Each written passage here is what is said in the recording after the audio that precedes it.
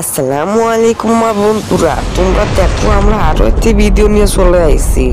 এই ভিডিও দেখতে গরিবের কথা শুনবো। একদিন এক বড় লোক তার ইজ্জত হতেছিল, তারপর তার ছোট ছেলে গরিবটাই করছিল, তারপর সে দোলনার বৃষ্টিতে ভিজছিল, তারপর তার বাবা তাকে দূর থেকে দেখে ফেললো, তারপর সে অনেক কষ্ট করে চলে আসলো, তারপর সে মানুষের থেকে কাজ খুঁজছিল, পরে সে একটি কাজ পেয়ে গেল। সে কাজ করে সে আস্তে আস্তে বড় লোক হতে শুরু করলো। তোমাদের কাছে লাইক সাবস্ক্রাইব চাইলো, তোমরা লাইক সাবস্ক্রাইব করে দাও। পরে সে অনেক কাজ করতে করতে একজন বড় লোক হয়ে গেল। তারপর সে অনেক গাড়ি নিয়ে তার বাড়ি নির্মাণ করার চিন্তা করলো।